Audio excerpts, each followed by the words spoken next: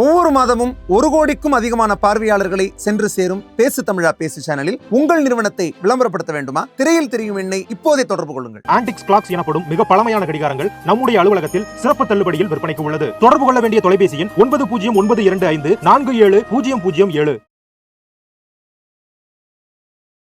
வணக்கம். இன்னைக்கு இந்த கூட்டுறா பஞ்சாயத்தை நம்ம எதுக்காக கூட்டியிருக்கோம் அப்படின்னு பாத்தீங்கன்னா, முக்கியமான சில விஷயங்கள் குறித்து பேசலாம் அப்படின்னு சொல்லிட்டு கூட்டுறா பஞ்சாயத்து கூட்டியே ரொம்ப நாள் ஆச்சு. நிறைய பேர் கமெண்ட்லாம் தெரிவிக்கிறீங்க, எங்க அந்த மாதிரி ஒரு வீடியோ பண்ணுவீங்க, இப்ப யாரும் பண்றதில்லை அப்படின்னு சொல்லிட்டு. ஏன் பண்றதில்லை அப்படின்னு பாத்தீங்கன்னா, பண்றதில்லை. யாருமே 4 பேர் ஒரே நேரத்துல இருக்கிறது இல்ல, வேற வேற ஷூட்டுக்கு ஆளு அப்படி போயிருந்தனால பண்ண முடியல. இன்னைக்கு கூடி வந்தது, எல்லாம் கூடி வந்துட்டோம் இங்க. சோ என்ன டாபிக் சொல்றா முதல்ல அப்படின்றீங்களா? என்ன டாபிக் அப்படின்னு பாத்தீங்கன்னா, நேற்று அண்ணாமலை அவர்கள் டாஸ்மாக்னுடைய தலைமை அலுவலகத்தை முற்றுகையிட போறோன்னு போராட்டத்தை அறிவிச்சிருந்தாங்க. அதனால நேற்று ஃபுல்லாவே பாஜகவுடைய முக்கிய நிர்வாகிகள், மூத்த தலைவர்கள் எல்லாருமே கைது செய்யப்பட்டிருந்தாங்க, மண்டபத்தில் அடைக்கப்பட்டிருந்தாங்க. அதன் பிறகாக அவங்க சாயங்காலம் விடுதலை செய்யப்பட்ட பொழுதும் பரபரப்பா நிறைய விஷயங்கள் பேசப்பட்டுச்சு. பத்திரிகையாளர்கள் கிட்ட அண்ணாமலை அவர்கள் விஜய் குறித்து நிறைய விஷயங்கள் கண்டனம் தெரிவிச்சு கண்டிச்சு பேசியிருந்தாரு. அதுவுமே இப்போ சமூக வலைதளங்கள்ல பேசு பொருளாக மாறி இருக்கு. இடி டாஸ்மாக்ல 1000 கோடி ரூபாய் முறைகேடு நடந்திருக்கு அப்படின்னு சொல்லியிருக்காங்க இல்லையா? இதெல்லாம் குறித்து சில விஷயங்கள் நம்ம பேசிடலாம் அப்படின்னு சொல்லிட்டு தான் இந்த கூட்டுறா பஞ்சாயத்தை இப்பொழுது கூட்டியிருக்கோம். முதலாவதாக திரு நடராஜ் அவர்கள் அவருடைய கருத்தை பதிவு பண்ணுவார். அதாவது இந்த கூட்டுறா பஞ்சாயத்தை நாங்க ஏன் கூட்டியிருக்கோம் அப்படின்னா, அண்ணாமலை பஞ்சாயத்தை கூட்டிட்டாரு. அதனாலதான் இந்த கூட்டுறா பஞ்சாயத்து. இப்ப என்ன சொல்ல வரான்னு தெரியுதா? இப்படி முடிச்சிருக்கலாம்டா, அதான் ஏன் இழுத்துட்டே போனேன் அப்படின்றது. அப்படிலாம் இல்ல, நான் ஏதோ எனக்கு தெரிஞ்ச மாதிரி சொன்னேன். ஆக்சுவலா அண்ணாமலை அவர்கள் இந்த போராட்டத்தை அறிவிச்சிட்டாரு. ஸோ நம்ம நேத்தே ஒரு மோனலாக் பண்ணியிருந்தோம். அதுல என்ன சொல்லியிருந்தோம் அப்படின்னு பாத்தீங்க அப்படின்னா, ஒரு காலத்துல பாஜக அப்படின்னா அவங்க போராட்டம் அறிவிச்சாங்கன்னு வைங்களேன், ஒரு 4 பேர் 5 பேர் தான் வருவாங்க, ஆட்களே வரமாட்டாங்க. அதே மாதிரி அவங்க ஒரு பொதுக்கூட்டம் அறிவிச்சாலும் சரி, இல்ல மாநாடு அறிவிச்சாலும் சரி, நாற்காலிகள்லாம் காலியா இருக்கும் அப்படிங்கிற மாதிரி ஒரு பார்வை இருந்தது. ஆனா இந்த பார்வை அப்படியே மாறி இருக்கு. ஏன்னா நேற்று நிறைய பேர் போராட்டத்துக்கு போறதுக்கு முன்னாடியே கைது செய்யப்பட்டாங்க. தமிழிசை சவுந்தரராஜனா இருக்கட்டும், இல்ல வினோஜ் பி செல்வம் அவர்களா இருக்கட்டும், அதே மாதிரி அமர் பிரசாத் ரெட்டி உள்ளிட்ட நிறைய தலைவர்கள் அவங்க போராட்டத்துக்கு போகும்போது கைது செய்யப்பட்டாங்க. அண்ணாமலை அவர்கள் ஒரு வீட்டுல இருந்து கிளம்புற உடனே அக்கறை அப்படிங்கிற பகுதியில கைது செய்யப்பட்டாரு. அக்கறையா கைது செய்யப்பட்டாரு. ஆமா, நீங்க எங்க போறீங்க? ஆமா, சட்டம் ஒழுங்கு சீர்கெட்டு போகாம இருக்கணும் அப்படின்னு ஒரு அக்கறைப்பட்டு அக்கறையில வச்சு அவரை கைது பண்ணிட்டாங்க. ஸோ அந்த இதுல வச்சு அவர் ஒரு பேட்டி கொடுத்திருந்தாரு. அதுல அவர் தெளிவா சொல்லியிருந்தாரு, இதுல A1 குற்றவாளி அப்படின்ட்டு நான் முதல்வரா இருக்கலாம் அப்படிங்கிறது என்னுடைய கருத்து. ஏன்னா நான் டெல்லியில பாத்தீங்க அப்படின்னா அரவிந்த் கெஜ்ரிவால் அவர்கள் தான் A1 சொல்றாங்க. ஸோ என்னுடைய கருத்துப்படி, என்னுடைய கூற்றுப்படி முதல்வர் இதுக்கு பதில் சொல்லி ஆகணும் அப்படிங்கிற மாதிரி சொல்லியிருந்தாரு. ஸோ அதுல இருந்துதான் அவர் இந்த போராட்டத்தை நடத்தி, அந்த போராட்டம் இன்னுமே வீரியமா இருந்ததுன்னு வைங்களேன், அதாவது தமிழக அரசின் மேல இன்னொரு முக்கியமான ஒரு கரும்புள்ளியா இருந்திருக்கும். ஏற்கனவே சட்டம் ஒழுங்கு சீர் கெட்டு போயிருக்கு, அப்படி இப்படி நிறைய சொல்லிக்கிட்டு இருக்காங்க. ஸோ அதை தடுக்கத்தான் இந்த கைது நடவடிக்கை அப்படின்னு சொல்லிட்டு நான் நினைக்கிறேன். கிரண் ஏதோ சொல்ல விரும்புறான்னு நினைக்கிறேன். நிறைய இருக்கு. சரி சொல்லுங்க. சட்டம் ஒழுங்கு அப்படின்னு சொன்னீங்க, தமிழ்நாட்டு சட்டம் ஒழுங்கு பத்தி கேட்க வேணும். அதுக்கு முன்னாடி இந்த இடியினுடைய அறிக்கை வந்ததுலேருந்து அதை ஒரு பேசு பொருளாக இங்க மாற்றி இருக்குமோ அப்படின்னு பாத்தீங்கன்னா, இங்க நிறைய பேருக்கு தெரியல. அதாவது இடி அப்படி சொல்லியிருக்கா, டாஸ்மாக்ல ஊழலா? எனக்கு தெரிஞ்சதான் 10 ரூபா தான்ப்பா, ஏன் நான் போனா 10 ரூபா எக்ஸ்ட்ரா வாங்குவாங்க, இதெல்லாம் கண்டுபிடிச்சிட்டாங்களா? இதெல்லாம் ஊருக்கே தெரிஞ்சது தானே அப்படிங்கறதுதான் இருக்கு. இதுக்கு காரணம் என்னன்னா, மகாபிரபுஜி நீங்க உங்களோட இதுல பண்ணிருந்தீங்க எக்ஸ் ஷோல, யாருமே இதை பத்தி ட்வீட் கூட பண்ணல. ட்வீட் பண்ணாம எதுவுமே பண்ணாம இருந்த நிலையில இது கவனத்தை ஈர்த்தே ஆகணும். எப்படி அண்ணாமலை அவர்கள் இந்த அண்ணா யூனிவர்சிட்டி இஷ்யூல சாட்டியடி மூலமாக கவனத்தை ஈர்த்தாரோ, அதை விட ஒரு மிகப்பெரிய அளவுல இந்த டாஸ்மாக் அலுவலகத்தை முற்றுகையிட்டு ஒரு கவனத்தை ஈர்க்கலாம் என்று போறப்ப கைது செய்யப்பட்டிருக்காரு. முதல் தடவை கிடையாதுங்க, எத்தனை தடவை. பாஜக கிடையாது, விசிகா போராட்டத்துக்கு அனுமதிக்க கூட கொடுக்க மாட்டாங்க. போராட்டம்னா திமுகனாலே போராட்டம் தானே. போராட்டத்தை தாண்டி திமுக வளர்ந்துருக்கா? கூட்டணி கட்சியெல்லாம் நீ 26ல வச்சுக்கோ, இப்ப போராட்டம் அனுமதி கேட்காத. எங்களால் கொடிக்கம்பம் நட முடியவில்லை, எங்களால் போராட்டம் நடத்த முடியவில்லை என்று மேடைக்கு மேல பேசுறாங்க கூட்டணி கட்சியினர். ஆனா அங்கதான் இருக்காங்க. அது ஒரு பக்கம் இருந்தாலுமே பாஜகவை பார்த்து இப்ப அதிகமாக திமுக பயப்படுகிறது. இப்ப பயப்பட ஆரம்பிச்சிருக்காங்க. இப்ப என்ன சொல்லிட்டு இருந்தாங்க, காலே இல்லைங்கிறேன், அப்புறம் என்ன கால் ஊன்றது, காலை ஊழல் இல்ல, காலே இல்ல அப்படின்னு சொல்லிட்டு இருந்தவங்க வீட்டுக்காவலில் வைத்து போராட்டம் பெரிதாக விடாமல் செய்வ அளவுக்கு இந்த ஒரு வளர்ச்சி இருக்கு இல்லையா? இதுதான் நம்ம கோடிட்டு காட்டணும்னு நினைக்கிறேன். இதை விட ஒரு பாசிச அரசாங்கம்லாம் இருக்குமா அப்படிங்கிறது சந்தேகம் தான். போராட்டம்னு அந்த போராட்டங்கிற பேச்சு எடுத்தாலே கைது, வீட்டுக்காவல், இந்த மாதிரி. ஆனா போராட்டத்தாலே வளர்ந்த கட்சி தான் திமுக. இப்போ அவங்களுக்கு அந்த போராட்டம் அப்படிங்கிற அந்த பேச்சு, அந்த ஒரு ஏதோ ஒரு அறிக்கை கொடுத்தா கூட நாளைக்கு நாங்க போராட்டம் அப்படின்னு சொல்லி ஒரு முன்னறிக்கை கொடுத்தாலே அவங்களுக்கு ஒரு பயம் வந்துடுது. அதை தாண்டி மக்களை எங்க திசை திருப்பிடுவாங்களோ அப்படிங்கிற ஒரு பயமும் இருக்கு. இந்த போராட்டம் மட்டும் இல்ல, நம்ம அண்ணா யூனிவர்சிட்டி ப்ரொட்டஸ்ட் அப்போ கூட கவரேஜுக்கு போயிருந்தோம். ஸோ இங்க இருந்து ரோட்ல வர்றதுக்கு முன்னாடியே கைது பண்றதெல்லாம் நம்ம பார்த்திருந்தோம். எப்படின்னா இப்போவாச்சும் பரவாயில்ல, இப்போ அதையும் தாண்டி என்ன பண்ணிட்டாங்கன்னா வீட்டு காவலில் வைக்கிறது. அதாவது நாளைக்கு ப்ரொட்டஸ்ட் அறிவிக்கிறாங்கன்னா இன்னைக்கு போய் அரெஸ்ட் பண்ணிடுறாங்க. ஸோ அந்த மாதிரி அவ்வளோ இதா பயப்படுறாங்க அப்படிங்கிற மாதிரி தான் இருக்கு. இன்னொரு விஷயம் என்னன்னா, நம்மளே போயிட்டு பப்ளிக் ஒப்பீனியன் எடுக்க போறோம். இடி வந்து இப்படி ஒரு விஷயம் சொல்லியிருக்கா அப்படிங்கிறதே மக்களுக்கு தெரியல. ரெண்டாவது எல்லாருமே என்ன கேட்கறாங்கன்னா, நம்ம பப்ளிக் ஒப்பீனியன் அவங்களே என்ன சொல்றாங்கன்னா 1000 கோடியா அவ்வளோலாம் நடந்திருக்குமா அப்படின்னு கேட்கறாங்க. ஸோ அவங்க வந்து இதை வந்து அறிக்கையா மட்டும் இல்லாம அதை தாண்டி என்ன பண்ணோம்னா இன்னும் ஒரு நடவடிக்கை எடுத்தாங்கன்னா மக்கள் நம்புவாங்க. அப்படிங்கிறதையும் தாண்டி இது உண்மையா இருக்கும் அப்படிங்கிற பட்சத்தையும் இவர் வந்து இடி வந்து மக்கள்கிட்ட கொண்டு போய் சொல்லணும் அப்படின்னு சொல்றாரு. அது எனக்கு தெரிஞ்சு இடி வந்து எல்லா இதுலயும் போய் பேனலிஸ்ட உட்காந்து பேட்டி எல்லாம் கொடுக்க மாட்டாங்க. அவங்க அவங்களுடைய இதுல சொல்லிட்டாங்க. ஆக்சுவலா அவங்களுடைய என்ன சொல்றது லெட்டர் மக்கள் என்ன சொல்றாங்க. ஆனா எதிர்கட்சிகள் தான் இதை பண்ணணும். இதை வந்து பாஜக மட்டும்தான் எடுத்து பேசுது அப்படிங்கறதான் ஒரு உண்மை. இப்ப அதிமுக இருக்கட்டும், எடப்பாடி பழனிசாமி அவர்கள் சும்மா பேசினாரு. ஆனா அவர் வந்து அதை பத்தி வீரியமா எடுத்து சொன்னாரா அப்படின்னா இல்ல. இந்த இடி அறிக்கை விட்ட உடனே அண்ணாவோட வீடியோ போடுறாரு. டப்புடு இப்பதாங்க அறிக்கை வச்சு அதுக்குள்ள வீடியோ போட்டு அவ்வளவு ஃபாஸ்டா இருக்காங்க. ஆமா, அதுக்கு அதிமுக பார்த்தா என்ன இருக்கான்னு. அதிமுக இருக்கட்டும், மற்ற கட்சிகள் எதுவுமே எதிர்கட்சிகள் நிறைய இருக்காங்க. பாமக இருந்து நிறைய கட்சிகள் இருக்காங்க. ஆனா யாருமே இதை வந்து ஒரு வீரியமா மக்கள்கிட்ட எடுத்துட்டு போல. ஒரு வருஷம் தான் இருக்கு தேர்தலுக்கு. இந்த மாதிரியான ஒரு லட்டு மாதிரியான ஒரு விஷயம் கிடைச்சிருக்கு அப்படின்னா அதை வந்து மக்கள்கிட்ட கொண்டு போனாதான் அரசியல்ல பண்ண முடியும். அதுல வந்து எதிர்கட்சிகள் ரொம்பவே சோம்பேறித்தனமா இருக்காங்க. கடைசி 6 மாசத்துல வேலை பார்த்துக்கிறான்னு நினைக்கிறாங்க போல. விஜயுமே இதுக்கு அந்த அளவுக்கு எதுவுமே சொல்லல அப்படின்னு சொல்லி நினைக்கிறேன். எப்பவும் போல லெட்டர் பேட்ல அறிக்கை விட்டுருக்காரு. ஆனா அவர் வந்து ஒரு போராட்டத்தை அறிவிச்சாலோ இல்ல மக்கள்கிட்ட இன்னும் கொஞ்சம் வீரியமா எடுத்துட்டு போனா அது கொஞ்சம் திமுகவுக்கு எதிரான ஒரு அரசியலை முன்னெடுக்க உதவும். அதிமுக வந்து பேசல அப்படின்னு நம்ம சொல்லியிருக்கோம் இல்லையா. இந்த இடியினுடைய அறிக்கை அப்படின்றதே வந்து எந்த காலகட்டத்திலிருந்து எந்த காலகட்டத்தில் நடந்திருக்கு இந்த 1000 கோடி முறைகேடு அப்படின்றதே அவங்க வெளியிடல. அப்படி இருக்கும்பொழுது அதிமுக காலகட்டத்துல தொடங்கி இப்போ வரைக்கும் நடந்துட்டு இருக்கா அப்படின்ற ஒரு கேள்வியும் இருக்கு. அதனால இத வந்து நம்ம கையில எடுத்து அரசியல் பண்ணோம்னா நம்மளுமே வந்து அடி வாங்குவோம் அப்படின்ற விஷயமும் அதிமுக முன்னாடி இருக்கிறதுனால இது பெரிய விஷயமா அங்க எடுக்க ஒரு ட்வீட் எல்லாம் போட்டாரு எடப்பாடி பழனிசாமி அவர்கள். ஆனா இது பெரிய போராட்டமாக பெரிய விஷயமாக அவங்க கொண்டு செல்ல முயற்சிக்காத காரணமே நம்மளுக்கும் இது பேக் ஃபயர் ஆகுமோ அப்படின்னு நினைக்கிறாங்கன்னு நினைக்கிறேன். அது மட்டும் இல்லாம அவங்க தாண்டி அதையும் தாண்டி அவங்க சில விஷயங்கள் முன்னெடுத்தாங்க. சட்டப்பேரவைக்குள்ள வந்து நம்ம இதை கொண்டு பேசணும் அப்படின்லாம் அந்த பட்ஜெட் கூட தொடரும் போது கேட்டாங்க. ஆனா சபாநாயகர் அனுமதி கொடுக்கல, இதெல்லாம் பேசக்கூடாது இப்போ அப்படின்னு சொல்லிட்டு அவங்க வெளிநடப்பு பண்ணாங்க. ஸோ அவங்களால முடிஞ்ச அளவுக்கு பண்ணிட்டு இருக்காங்க. ஆனா இதுல ரொம்ப ஃபோர்ஸா அவங்களால பண்ண முடியாத ஒரு சூழல் இருக்கு. இப்ப வாரகை கூட சொன்னாரு, போராட்டத்தினாலே வளர்ந்த கட்சி திமுக என்று எல்லாருக்குமே தெரியும். அதனாலதான் அவங்களுக்கு தெரிஞ்சிருக்கு ஒரு போராட்டம் அதை சூடு பிடித்து பெருசா ஆயிட்டா ஆட்சிக்கு மிகப்பெரிய ஆபத்து அப்படின்னு தெரிஞ்சிருக்கு. அதனால ஆரம்பத்திலேயே வந்து கட்டுப்படுத்தணும் என்று ரொம்ப முனைப்பாக இருக்காங்க.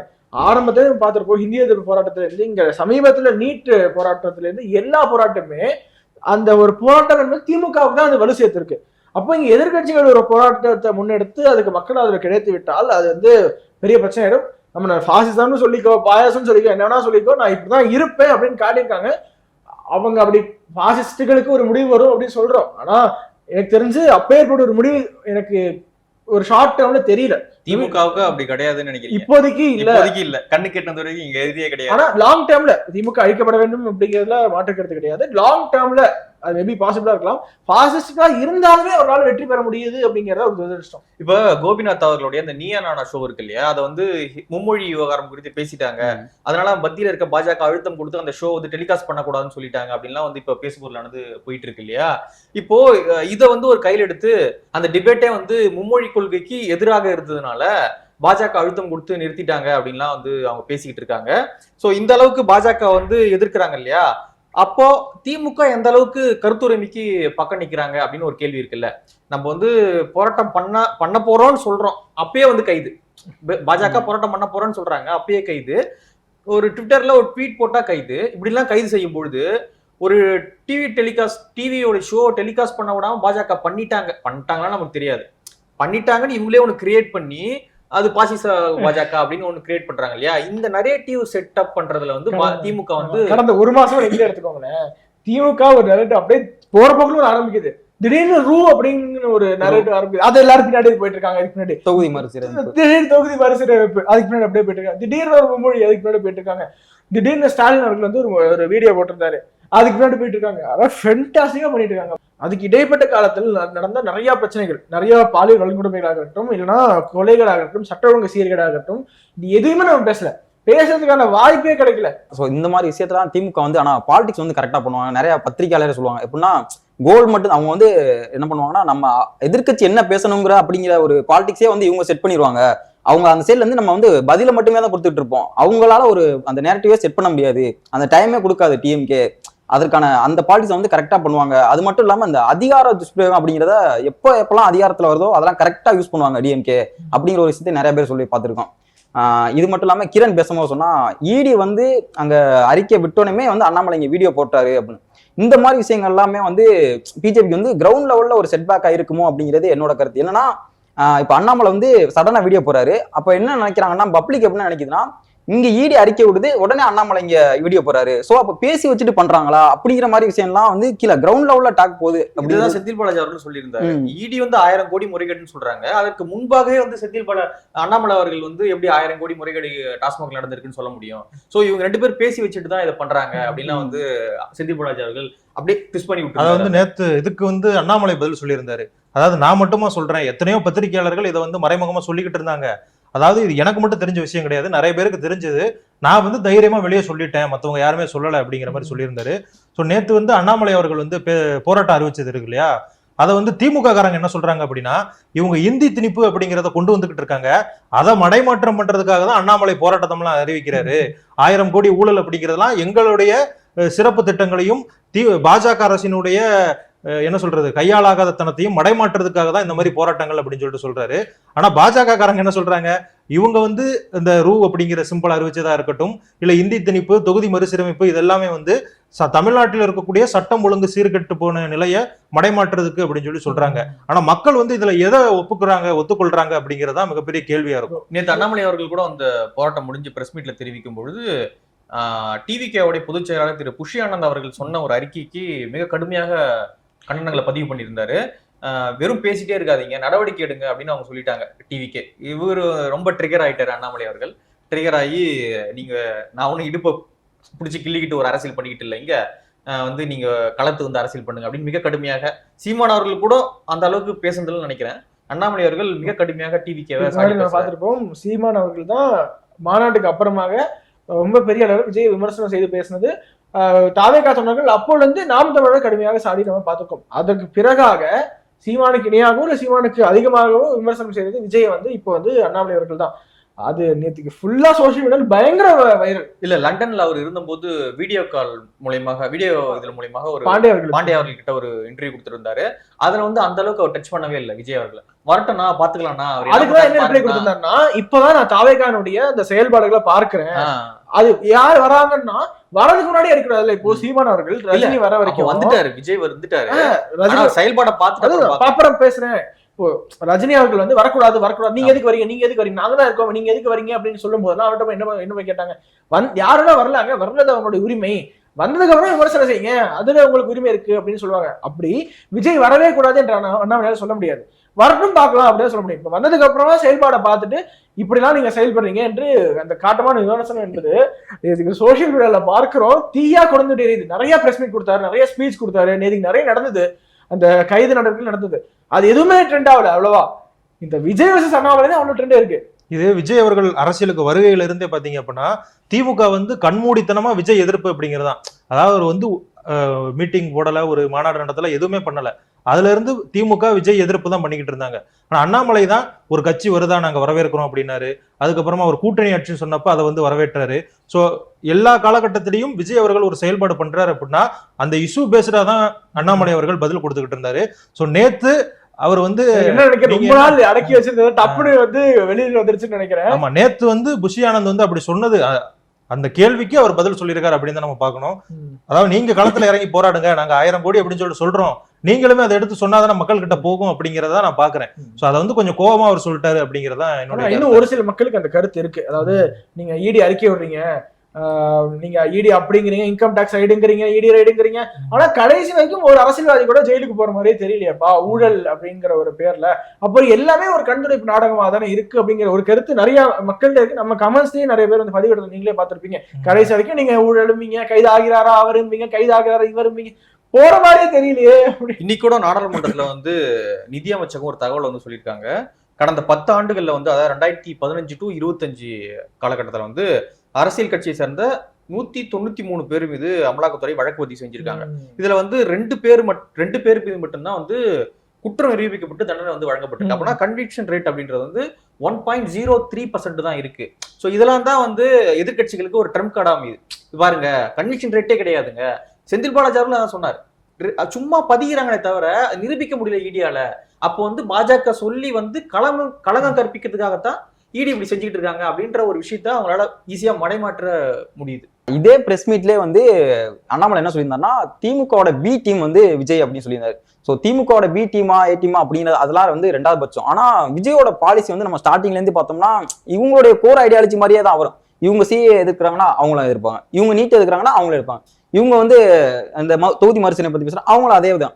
ஸோ இவங்களோட ஐடியாலஜி அதே மாதிரி பேசுறதுனால நம்ம அதாவது அந்த அரசியல் வட்டாரங்கள்ல பாக்குறாங்கல்ல, இவங்களுக்குமே வந்து இவர் வந்து என்ன டிஎம்கே பாலிடிக்ஸ் தான் இவர் கொண்டு வராரு அப்படிங்கிற ஒரு எண்ணம் தான் இருக்கு. 2வது என்ன, நிறைய பேர் சமூக வலைதளங்கள்ல இந்த விஜய் ரசிகர் மேலேயும் சரி விஜய் கட்சிக்காரங்க மேலேயும் வைக்கிற குற்றச்சாட்டுன்னா, எதுவுமே தெரியாம இப்படி அவங்க என்ன இது பண்றாங்களோ அதுக்கு பின்னாடியே ஜால்ரா அடிச்சுட்டு போறாங்க, தலைவர்கள் என்ன பேசுறாங்களோ அதுக்கு பின்னாடியே என்ன ஏது அப்படிங்கிற அந்த ஆராய்ச்சி எதுவுமே கிடையாது. ஒரு சிஏ விஷயமா இருக்கட்டும், விஜய் வந்து ஒரு அறிக்கை வர்றாரு, சிஏ வந்து ஸ்டேட் வந்து அமல்படுத்தக்கூடாது அப்படிங்கிறாரு.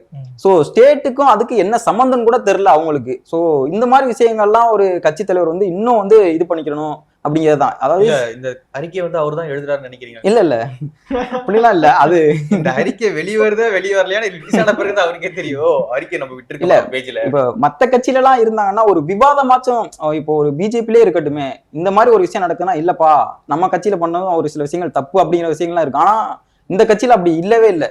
தலைவர் என்ன சொல்றாரோ அதை அப்படியே பின்பற்ற ஒரு அறிக்கை வருது அப்படின்னா, இப்ப அண்ணாமலை ஒரு அறிக்கையை விடுறாருன்னா அதை பத்தி பத்திரிகையாளர்கள் அவர்கிட்ட கேள்வி கேட்கறாங்க. மற்ற கட்சிகளும் சரி, திருமாவளவனா இருக்கட்டும், எடப்பாடி பழனிசாமியா இருக்கட்டும், அந்த அறிக்கையை பத்தி அவங்ககிட்ட போய் கேள்வி கேட்பாங்க, அவங்க பதில் சொல்லுவாங்க. ஆனா விஜய் அவர்கள் வெறும் அறிக்கை மட்டுமே வெளியிடுறதுனால இது இவர் தான் எழுதினாரா இல்ல வேற யாரும் எழுதி கொடுக்குறாங்களா, வேற யாரும் தான் எழுதி கொடுக்குறாங்கன்னு தான் பொதுவான கருத்து இருக்கு. சோ அதை பத்தி அவருக்கு ஒரு புரிதல் இருக்கா அப்படிங்கறதே எல்லா அரசியல் புரிதல்ங்கிற வார்த்தையை பயன்படுத்திட்டு எல்லா அரசியல் தலைவருக்குமே வந்து இது எல்லாருக்குமே வச்சிருப்பாங்க. ஒரு பிஓ யாரோ ஒருத்தவங்க எழுதி கொடுக்குற கண்டிப்பா இருக்கும். பட் ஆனா அதை பத்தியான புரிதல் அவருக்கு இருக்கா அப்படிங்கறதான் அதுதான் ஒரு மெயின். நம்ம தலைவர் இதை வந்து ஏத்துப்பாரா, நம்ம கட்சிக்கு இது ஒத்து வருமா அப்படின்ற ஒரு எழுதி கொடுக்கறதே வந்து படிக்கிறது வந்து ஒரு தலைவருக்கான அது அழகா இல்ல அப்படிங்கிறது யாரோட பாயிண்ட். நீங்க இப்ப ஏதோ தலைமை பொறுப்புல இருக்கிற வேற ஒருத்தர் சொல்ற மாதிரி இல்ல அப்படி இல்ல. ஆமா, அதுக்கப்புறமா நைட்டு வந்து அண்ணாமலை அவர்களை விடுதலை பண்ணாங்களா இல்ல வெளியே வந்தாரு. வெளியே வந்த உடனே இனிமே நாங்க போலீஸ்காரங்களை தூங்கவே விட மாட்டேன், போராட்டங்கள் பாஜக சார்பில் அதிகரிக்கும், பல இடங்கள்ல போராட்டம் பண்ண போறோம், தேதி குறிப்பிடாமல் பண்ண போறோம் அப்படின்லாம் சொல்லியிருக்காரு. போலீஸ்காரங்க தூங்காம இருப்பாங்களா அப்படிங்கிறத பொறுத்திருந்து பார்ப்போம். அது என்னன்னா வேற வழி இல்ல இல்லையா. நீங்க தொடர்ச்சியா இப்போ முற்றுகை போராட்டம், டாஸ்மாக் அலுவலக முற்றுகை, நீங்க கைது பண்றீங்க, தடுக்கிறீங்க, சரி சின்ன லாஜிக் இருக்கு, சட்ட ஒழுங்கு பிரச்சனை ஏதோ சொல்றீங்க. வள்ளுவர் கூட்டத்துல ஓரமா போராட்டம் பண்றவர்களுக்கு இந்த நிலைமைன்னா, இப்ப வள்ளுவர் கூட்டத்துல நீங்க பாத்திருப்பீங்க, ஓரமா அவங்க போராடுவோம்னு எல்லா கட்சியும் போய் போராடுவாங்க.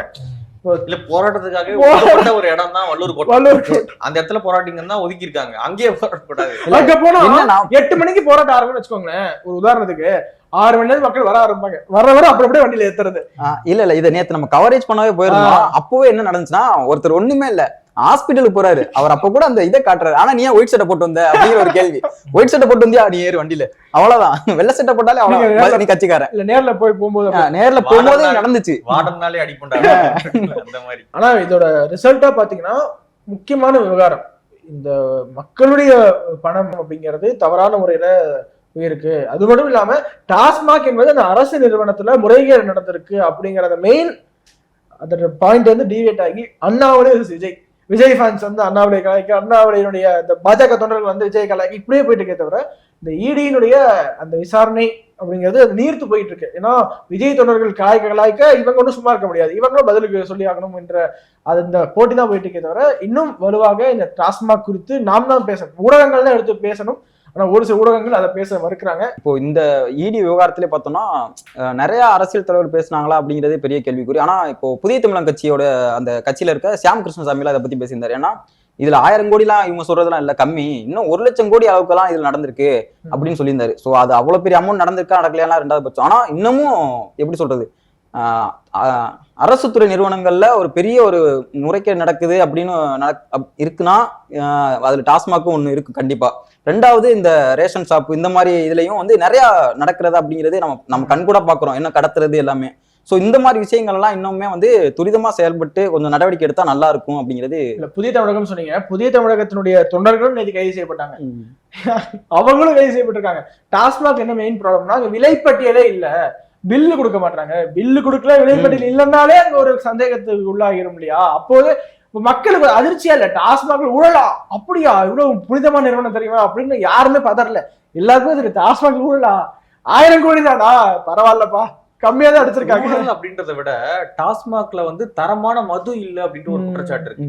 என்னன்னா அந்த மது குடிச்சா ரொம்ப நாளைக்கு அந்த வாசனை இருந்துகிட்டே இருக்கு அப்படின்றது, உடல் சீக்கிரமாக கெட்டு போகுது அப்படின்ற ஒரு குற்றச்சாட்டு இருக்கு. இதே பாண்டிச்சேரியில மது குடிக்கும் பொழுது அங்க அந்த அளவுக்கான குவாலிட்டி இல்ல, குவாலிட்டியா இருக்கு பாண்டிச்சேரியில இருக்கும்பொழுது இங்க இருக்கிற மது அந்த அளவுக்கு குவாலிட்டி இல்ல அப்படின்ற ஒரு குற்றச்சாட்டுமே இருக்கு. ஏன்னா நிறைய கள்ளத்தனமான மதுகள் வந்து தயாரிக்கப்பட்டு அது வந்து முறைகேடாக உள்ள கொண்டு வந்து சேல்ஸ் பண்றாங்க. இப்படிலாம் நிறைய குற்றச்சாட்டுகள் டாஸ்மாக் மீது வைக்கப்பட்டுட்டே இருக்கு. நீங்க சொல்லியிருந்தீங்க, அதாவது அந்த இப்போ இருக்கிற சரக்கு எதுவுமே குவாலிட்டி இல்லை அப்படின்னு ஒரு இது. ஆனா அதை தாண்டி என்ன நடக்குதுன்னா, இங்க அதாவது இந்த குவாலிட்டி இல்லை சரக்கு அப்படின்னா இப்போ குடிக்கிறவங்களுக்கு என்னன்னா போதைக்காக தான் குடிக்கிறாங்க. ஸோ அது இல்லை அப்படின்னா இன்னும் அதிகமா வாங்கி அதை இது பண்ணுவான், அடுத்தடுத்து திரும்ப வாங்க ஆரம்பிப்பான். ஸோ இந்த சேல்ஸ் அதிகரிக்கவும் இது ஒரு டாக்டிஸா தான் யூஸ் பண்றாங்க அப்படிங்கிறதான் நிறைய பேரோட பார்வை. இந்த டாஸ்மாக் சாராயம் அருந்தி உயிரிழந்த சம்பவம் நம்ம பார்த்திருக்கோம். கள்ளச்சாராயம் குடிச்சு சாவறான், ஓகே, சட்டவிரோதம், அரசாங்கத்துக்கு தெரியாம குடிக்கிறாங்க அப்படின்னு இருந்தாலுமே டாஸ்மாக் சரக்கு குடிச்சு சாவறது அப்படிங்கிறது எப்படிங்க ஏத்துக்க முடியும்? அதனாலதான் அந்த டாஸ்மாக் அப்படிங்கிறது அதுல கண்டிப்பா ஒரு முறைப்படுத்துதல் தேவை. கண்ணு கெட்ட தூரம் வரை இப்போதைக்கு டாஸ்மாகை ஒழிக்க முடியுமா அப்படின்னா எனக்கு தெரிஞ்சு தெரியல. அண்ணாமலர்கள் கூட வருடாவரம் கம்மி பண்ணுவோம், முதல் ஃபர்ஸ்ட் இயர் நாங்க 33% எடுப்போம், அதுக்கப்புறம் 33% எடுப்போம், அதுக்கப்புறம் 33% படிப்படியா குறைப்போம் அப்படின்னு சொல்லியிருக்காரு.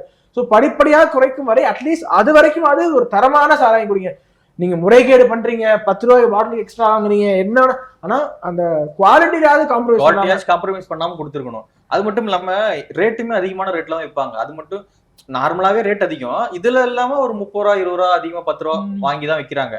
ஆனாலும் அந்த இடத்துக்கு போனீங்கன்னா ஒரு ஹைஜீனிக்கே இருக்காது, ரொம்ப ஒஸ்டான ஒரு பிளேஸா வந்து டாஸ்மாக் இருக்கும். அது இவ்வளவு காசு கொடுக்குறாங்க, ஒரு அரசு நிறுவனம் அப்படின்ற ஒரு இதுவே இருக்காது. அந்த அளவுக்கு மட்டமான ஒரு விஷயமாக அங்க வந்து டாஸ்மாக் நடந்துகிட்டு இருக்கு. மதுப்பிரியர்களுக்கு அது தேவையில்லை, போனா ஒரு கட்டிங் வாங்கணுமா, வந்தோமா, போட்டோமா, போயிட்டே இருக்கணுமா, அதுதான் அவங்களுடைய பார்வை. மற்றபடி அந்த குவாலிட்டி குவான்டிட்டி அதை பத்தி அவங்களுக்கு வந்து அமைச்சர் முத்துசாமி மாதிரி குடிகாரங்கள் சொன்னா கோச்சு பார்க்கலாம், அதனால அப்படி சொல்றீங்களா? இல்ல, நீ எப்பறம் இவ்வளவு தெளிவா சொல்ற அப்படி என்று நீங்கள் கேட்க வேண்டாம், பார்த்ததை வைத்து நான் பேசிக் கொண்டிருக்கிறேன் அப்படின்னு. இதுல முக்கியமான ஒரு விஷயம் என்னன்னு அப்படின்னா, பிடிஆர் அவர்கள் நிதி அமைச்சராக இருந்தபோது தெரிவிச்ச கருத்து, டாஸ்மாக் நிறுவனத்துல முறைகேடாக லீக்கேஜ் நிறைய ஆயிட்டு இருக்கு. 50% இருக்கு அப்படிங்கிறாரு, 50% லீக்கேஜ்ங்கிறாரு. நிறைய லீக்கேஜ் ஆயிட்டு இருக்கு. இது வந்து அரசாங்க கஜானாக்கு வந்தா அரசாங்கம் நல்ல ஒரு முறையில நிறைய விஷயங்களை செயல்படுத்தலாம். இந்த லீக்கேஜ் எங்க ஆகுதுன்னே நம்மளால கண்டுபிடிக்க முடியல அப்படின்னு நிதி அமைச்சரா இருக்கும் பொழுது அவர் சொன்னாரு. அப்பொழுது டாஸ்மாகோட அமைச்சரா இருந்தது யாரு? செந்தில் பாலாஜி அவர்கள் தான். அப்போ வந்து சொல்லியிருந்தாரு. அதை பத்திலாம் அவங்க பெருசா கண்டுக்கவே இல்லை. ஆடியோ ரிலீஸ் ஆன பிறகு அவரை வந்து வேற துறைக்கு மாத்தி விட்டாங்க. ஆனா மீண்டும் ரைஸ் ஆகுறாரு கொஞ்சம் கொஞ்சமா. இப்பதான் ஏதோ 2 இன்டர்வியூ கொடுத்திருக்காரு, பர்காதத்துக்கு ஒரு இன்டர்வியூ கொடுத்திருக்காரு, கரந்தா அது எம்.கே. ஸ்டாலின் அவர்களே பகிர்ந்திருந்தாரு. நான் இங்க இன்னும் கைவிடல, உன்னை வச்சுதான் இருக்கேன் அப்படின்ற மாதிரி பகிர்ந்திருந்தாங்க. ஓகே, இந்த டாஸ்மாகினுடைய இந்த முறைகேடு சம்பவம் குறித்து இந்த இடியினுடைய அறிக்கையாகவே நின்றாங்க. அடுத்தடுத்து என்ன செய்ய போறாங்க, இது 26ல திமுகவுக்கு பெரிய நெருக்கடியா மாறப்போதா என்னன்றதெல்லாம் நம்ம கொஞ்சம் வெயிட் பண்ணி தான் பார்க்கணும். ஆமா, அதே மாதிரி இதோட இந்த இதை முடிச்சுக்கலாம் அப்படின்னு சொல்லி நினைக்கிறோம். சோ இதே மாதிரி கருத்தை சொல்லுங்க, இறுதி கருத்து. இல்ல, என்னோட கருத்து தான் நீங்க எல்லாரும் சொல்லிட்டீங்க. சோ என்னன்னா நான் சொல்ல பாயிண்ட் அப்படியே சொல்லிட்டேன். ஆமா, இதுக்கு மேல என்ன சொல்லன்னு தெரியல. கடைசியா ஒரே ஒரு பாயிண்ட் மட்டும் நான் சொல்லிக்கிறேன். சரி, நீங்க போறீங்களா டாஸ்மாக்? இல்ல, நானும் டாஸ்மாக் போக போறேன் அப்படி இல்லங்க, அந்த பக்கமா இல்ல நம்ம அந்த பக்கம் போறப்ப டாஸ்மாக் எல்லாம் இருக்கு. அது என்னன்னு பாத்தீங்கன்னா சின்ன ஒரு இதுதான். அது என்னது, அந்த நுழைவாயில் வந்து ரொம்ப சின்னதா இருக்கு. அதனால உள்ள என்ன நடக்கு அப்படிங்கறத நமக்கு தெரியல. முக்கியமான விஷயம் இதுல இருந்து நம்ம சொல்ல வேண்டியது என்ன அப்படின்னா, அண்ணாமலை வந்து இப்ப அவரை பத்தி தினம் பேச்சு எழுந்துகிட்டே இருக்கு. ஸோ நேத்து வந்து திமுகவுக்கு எதிராக திமுக காரங்க அவரை அடிச்சு பேசிக்கிட்டு இருந்தாங்க. இன்னைக்கு தமிழக வெற்றி கழகத்தின் காரங்க பேசிக்கிட்டு இருக்காங்க. இது எல்லாமே பாத்தீங்க அப்படின்னா அண்ணாமலைக்கு ஒரு பிளஸ் தான். ஏன்னா இப்ப அண்ணாமலைக்கு வந்து திராவிடத்தை சேர்ந்தவங்க யாருமே ஓட்டு போட போறது கிடையாது. ஸோ அண்ணாமலை அப்படிங்கிற ஒரு வளர்றதுக்கு இந்த மாதிரியான எதிர்ப்பு அப்படிங்கிறது ரொம்ப முக்கியமா இருக்கும் அப்படின்னு சொல்லி நான் நினைக்கிறேன். தாவேக்க எதுக்குறாங்க, திமுக எதுக்குறாங்க, தொடர்ந்து அவருடைய பேச்சு வந்து இருக்கு, அவரை பத்தி பேசிக்கிட்டே இருக்காங்க. அப்படிங்கும் பொழுது பாஜக வளர்ச்சிக்கும் அண்ணாமலையுடைய வளர்ச்சிக்கும் இது போன்ற சம்பவங்கள் ஒரு என்ன சொல்றது ஆமா. உறுதுணையா இருக்கும் அப்படின்னு நல்ல சொல்லிட்டு பாயிண்ட், உண்மையிலே நீங்க சொன்ன நல்ல பாயிண்ட். எதிர்ப்பு இருக்கதான் வளர்ச்சியும் அதிகமாக இருக்கும். ஸோ இதோட இந்த விவாதத்தை நாங்கள் முடிச்சுக்கலாம் அப்படின்னு சொல்லி நினைக்கிறோம் கூட்டுறா பஞ்சாயத்தை. ஸோ நீங்கள் இந்த வீடியோ பார்க்குறீங்க அப்படின்னா தயவு செய்து சப்ஸ்கிரைப் பண்ணிட்டு பாருங்க. ஏன் அப்படின்னா நம்மளுடைய பார்வையாளர்கள் 60 விழுக்காட்டுக்கு மேலே வந்து சப்ஸ்கிரைப் பண்ணாமல் பார்க்குறவங்க தான் இருக்கீங்க. ஸோ அதனால நமக்கு வந்து என்ன சொல்றது, இன்னுமே மக்கள் கிட்ட கொண்டு போய் ரீச் பண்ணணும். சப்ஸ்கிரைப் பண்ணவங்க பார்க்க மாட்டாங்க. ஆமா, சப்ஸ்கிரைப் பண்ணாதவங்க யூனிக் வியூவர்ஸ் தான் அதிகமாக பார்க்குறாங்க. ஸோ நீங்க வந்து சப்ஸ்கிரைப் பண்ணி பார்த்து உங்களுடைய நண்பர்களுக்கு இந்த வீடியோ ஷேர் பண்ணுங்க. ஏன்னா இந்த மாதிரி விவாதங்கள் நடத்துறது ஒரு சில சேனலுக்காக நடத்திக்கிட்டு இருக்கோம். ஸோ எங்களுடைய வளர்ச்சிக்கு உங்களுடைய பங்களிப்பும் இருக்கணும் அப்படின்னு சொல்லிட்டு எதிர்பார்க்குறோம். நன்றி.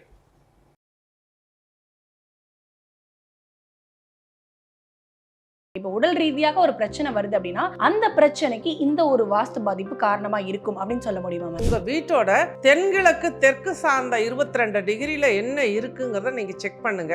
நான் சொல்ற மாதிரி பாதிப்பு அந்த இடத்துல இருந்தது அப்படின்னா நிச்சயமா அந்த இடத்துல. இந்த மாதிரி ஆன்மீகம் மற்றும் ஜோதிடம் சார்ந்த இன்னும் பல வீடியோக்கள் பார்க்கணுமா? மறக்காம திருவருள் டிவிக்கு சப்ஸ்கிரைப் பண்ணுங்க. திருவருள் டிவியுடைய சேனல் லிங்க் இந்த வீடியோடைய டிஸ்கிரிப்ஷன்ல இருக்கு.